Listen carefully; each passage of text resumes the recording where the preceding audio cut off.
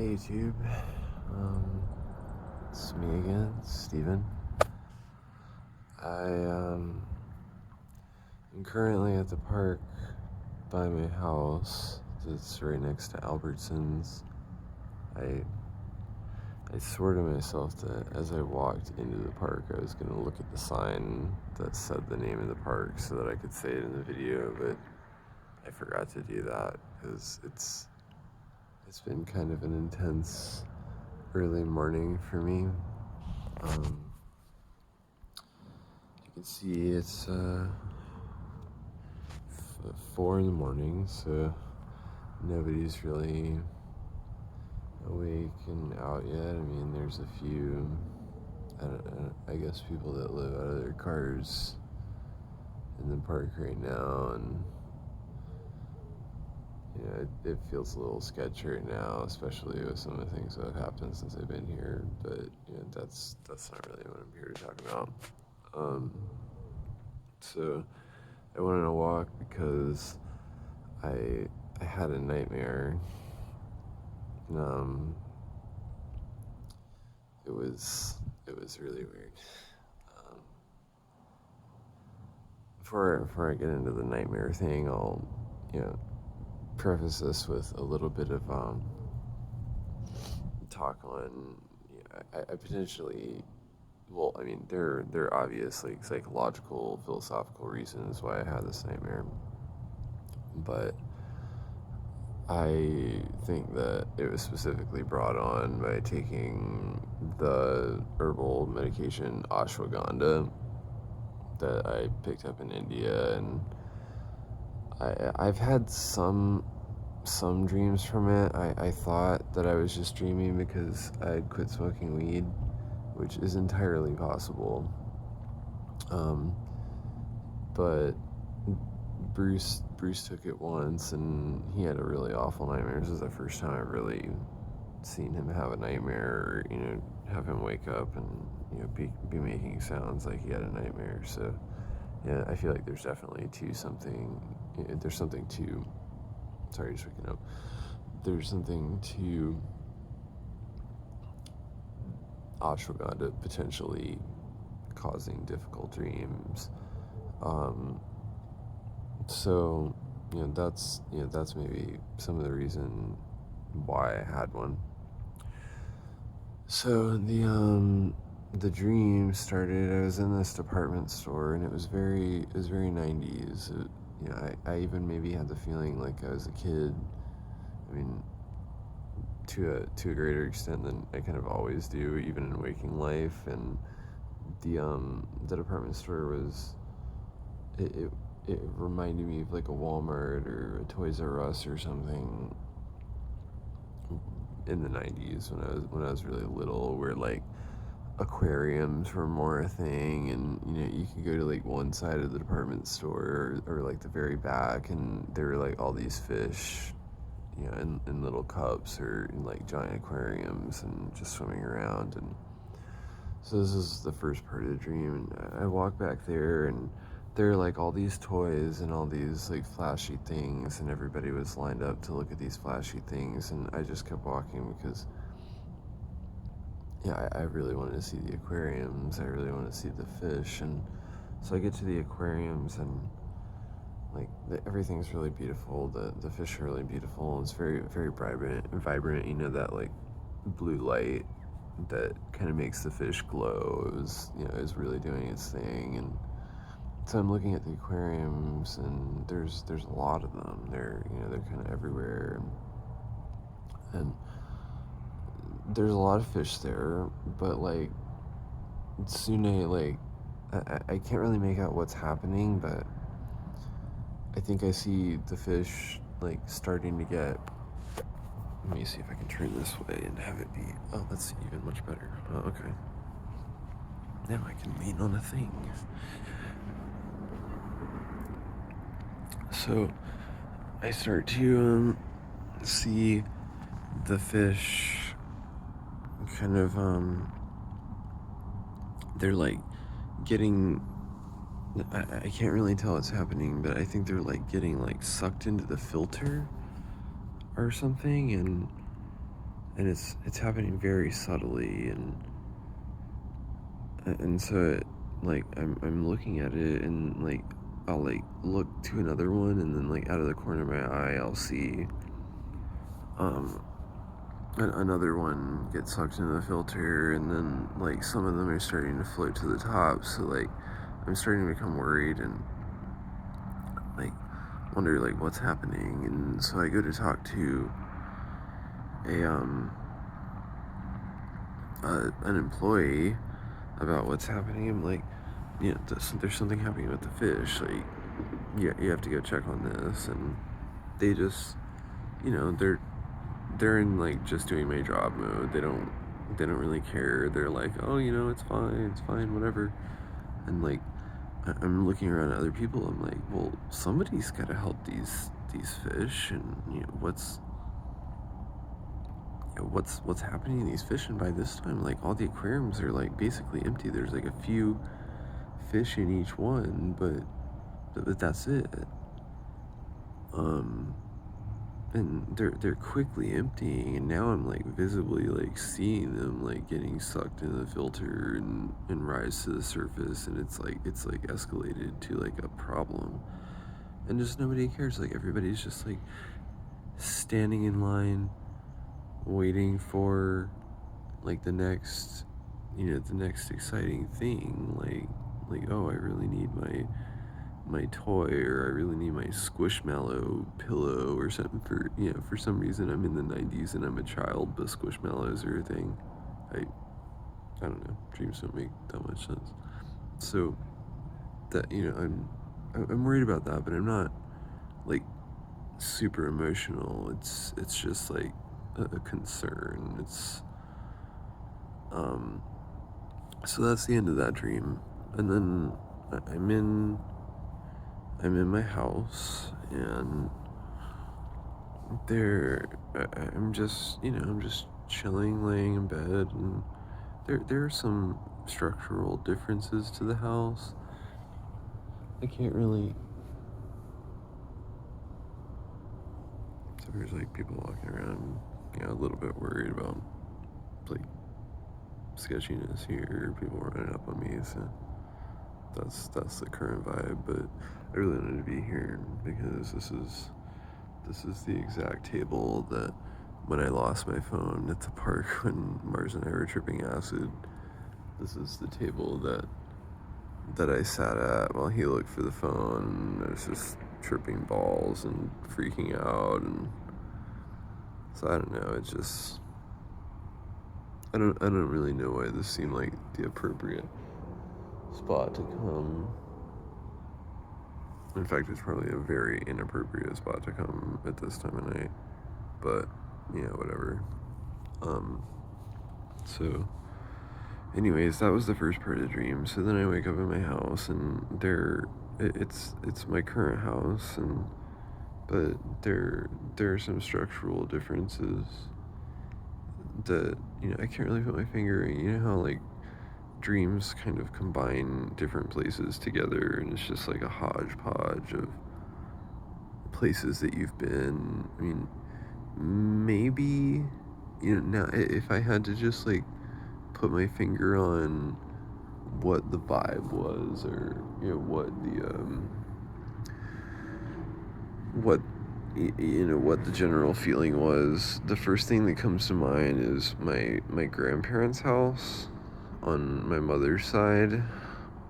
But I, visually there was nothing there that reminded me that of that. I just, when I recall the memory, I'm getting kind of, you know, the scent of that area.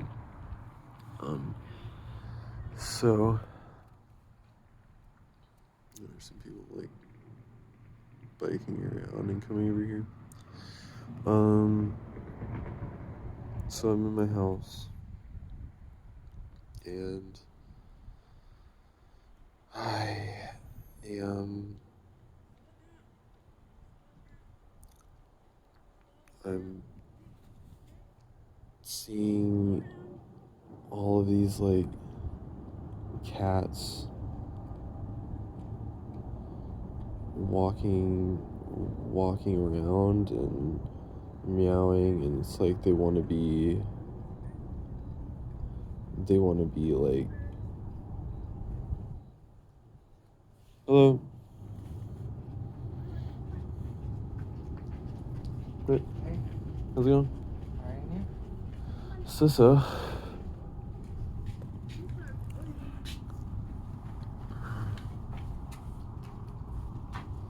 Really? Oh, hell no. Don't be doing that stupid shit on purpose. Hello. Hi. Who's that? Steven. I don't think I knew you, but have a good night. Whew. So where was I? So I'm in this, this house that's mostly my house, but I'm not really sure, what the differences are. And all these cats start to show up. I think there may have been some dogs, but they were primarily cats. Hello. You alright? Yeah, I'm cool. Thank you. So I'm seeing all these cats show up, and like first they're meowing at me, and they're very cute, and I'm picking them up and setting them back down, and I'm like, there are several of them, and I'm walking around the house, and they're starting to really, there's like two in this room, and one in the closet, and three over here, and like it's starting to become a lot of cats. And like and I'm starting to be like, what's going on with all these cats? Where are they coming from? Like what's happening? Like, who's letting all these cats in, and where do they, and they don't look like any, and they specifically don't look like any cats that are in the neighborhood. Like, they look like totally, I mean, I don't want to say like foreign, because they don't look like they're from like, some other country or something. There's like, they're not like, a different breed of cat entirely. That's not what I'm getting at, but like they don't seem like any cats in the neighborhood. That's my point. Or my cat. My cat is and my dog are totally not there, and Bruce isn't there, and John isn't there, and the general vibe is that I live there alone. And so all of these cats are starting to pile up, and then I start to see like some of them are maybe a little bit sickly, and have like health problems, and so I'm picking them up and being like, oh, like, poor thing, and setting them back down, because what am I gonna do? I'm not a veterinarian. And so like the health problems keep getting worse and worse, and they keep hello. The health problem. Oh, no, sorry. No. Yeah, I don't smoke. My bad. Nobody's been here, have they? No. Since you haven't been here longer? No. No, just me. Okay. Yeah. It's gonna be what, about 4, 5 maybe? Yeah, it's like going on 4:30. Yeah. Yeah. Okay, thank you. Yeah, you're welcome.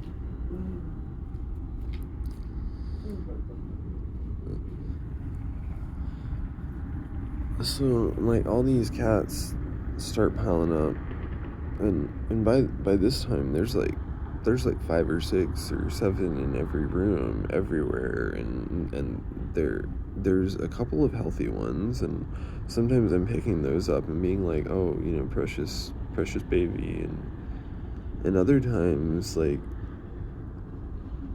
they're like, like I said, like they're very sickly, and so like it's starting to be a problem. Like, I'm starting to freak out. Like, so, like, I started to, like, the best, they're, like, I can't have, like, 100 cats in my house, like, all sickly. I mean, it's, like, I just, like, start, like, I'm picking them up, and, like, I pick one up and try and, just get him outside and get him some fresh air or something, and then I open the door, and it's been, like, raining really. I mean, I don't think it was raining in the dream necessarily, but it's been raining really hard, and there's mud everywhere, and it even gets worse over the course of just, like, me standing outside for, like, a second. Like, I'm there for, like, 30 seconds or so, and like, the mud just keeps getting, like, thicker and thicker, and I, this cat is, it's still alive. It's, like, meowing, but I put him down outside, and I'm like, go on, walk, and, it's okay, like, go find your home or find your people, and it's not moving, and then just, like, starts sinking into the mud, and I'm like, no, like, like, get up and walk away, and by that time I get the impression that they're just, like, dead, and then, like, I guess they sink further through the mud, and I don't even know, like, how this happens, but, like, the sinking into the mud, like, drives, like, a sharp stick, like, through the back of their head and through their eye, and they're just, like, fully sinking into the mud, and I'm like, oh no, I can't do anything, like, and then all these cats are sick, and there's just, like, dead cats everywhere, and I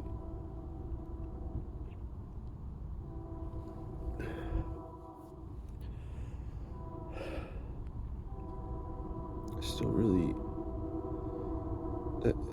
I'm not able to, I don't know what to do, and there's nobody there, and there's so many cats, and it was just very overwhelming, and I wake up crying, breathing heavily, and it's all very intense.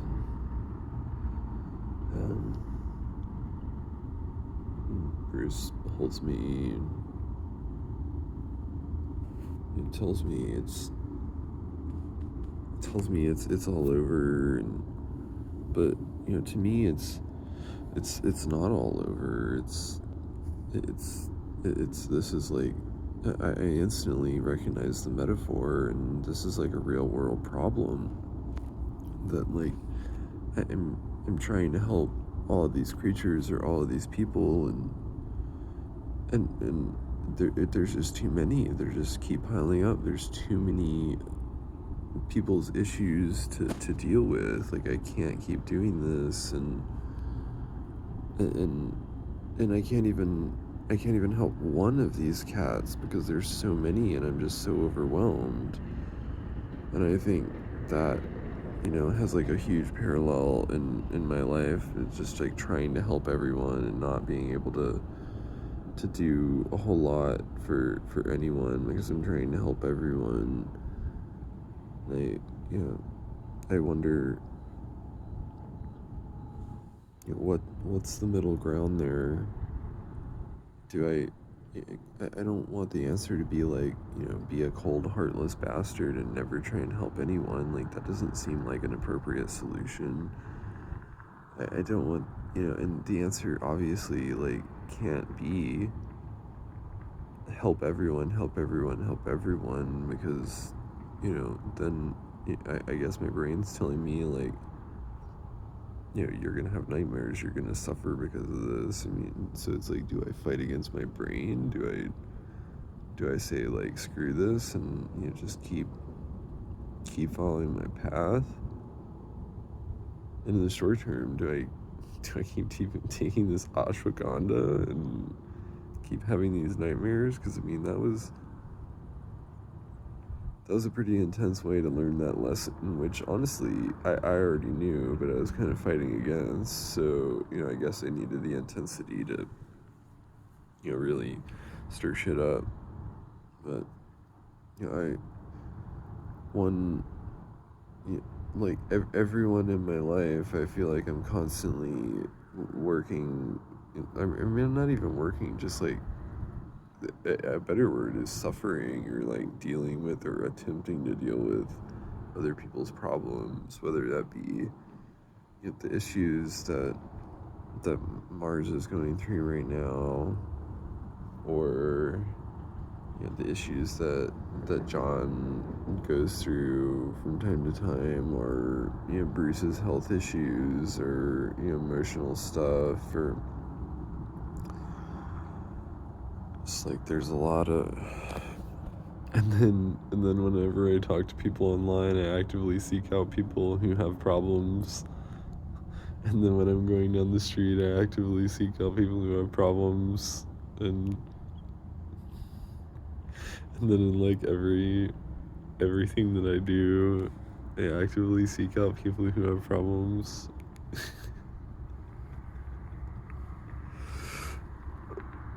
It's like, I know why, so I'm not gonna ask why. I mean, the why is obvious. Like, wanting to help people is the obvious good person thing to do. But like I said, where's the middle way? How can I meet me in the middle so that I can meet anyone fully? And I don't have an answer to that. It's like, if you have an answer to that, then I would be happy to. I would be happy to listen. That I can't promise I'll necessarily follow any advice you have to give. Because ultimately I make my own way, regardless of what anybody says. Pretty much always, and pretty much always have. But like, I'm certainly open to suggestion. So, and really, I'm always open to suggestion. I'm not really a person that says, get your unsolicited advice away from me. I mean, I'm not ever that guy. Like, if somebody has a piece of advice for me, I'm like, I'm always gonna be like, oh, I'll consider that, even if I think it's stupid, or even if I think it's just like such a gross misunderstanding of who I am and what I'm going through. I'll still consider it. I'll still be like, oh, that you're working with like as much information about my story as you have, and trying to provide advice, and I typically, I want to say, like, I'll be honest with somebody and be like, oh, this doesn't super apply to me, but but I've never really done that. I just kind of keep my mouth shut and just let it roll over me. I'm never offended when somebody misunderstands. That I'm a habitual advice giver, and paternal kind of figure in that way. So like I get a lot of eye rolls, or just the vibe that I didn't get it, and so like when I now, something that I've changed about that is like I try to if I'm gonna give advice, or talk on speak on somebody's issue that they're going through, I try and make what I'm saying as vague as possible until I get the green light, and and the green light normally comes with like some kind of nonverbal acknowledgement, like, oh, I benefit from that, or you get it, or and then that can start the conversation of more elaboration on where I'm coming from and more elaboration on where they're coming from, you know, and then we bounce ideas back and forth. That happens so rarely, though. So often it's either I grossly misunderstand somebody, or you know, I'm so vague that they're like, oh, cool, you know, yeah, thanks, and you know, that's fine. You know, people can deal with their own stuff ultimately.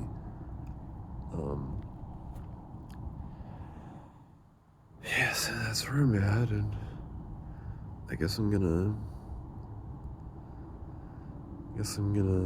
walk home, and maybe I'll find a spot to meditate or chant in or something. The people at the park have been really nice. You know, I came here worried about, you know, are there going to be a lot of tweakers, but you know, they're pretty chill here. It's a lot of people being like, "Are you okay?" and calling me honey. So it's like sweet. I mean, it's a good vibe. I feel safe to come here again in the future.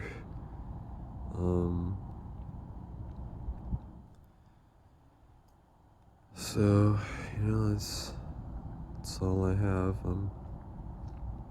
I like to do a few rounds of chanting, and I'll chant Aham Brahmasi 3 times.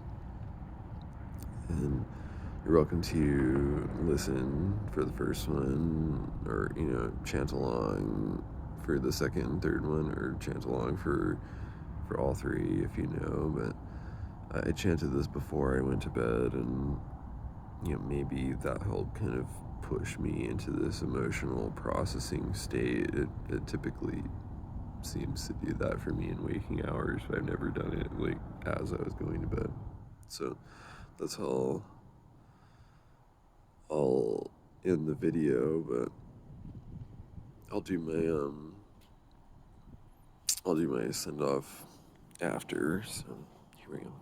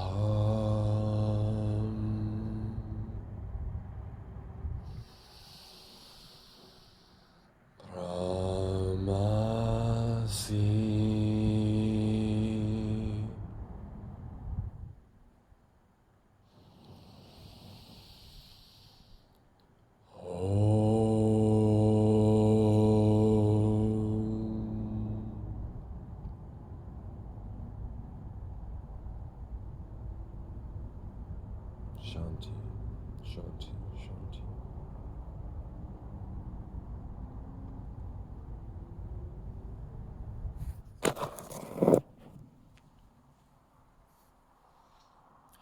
Maybe if you want.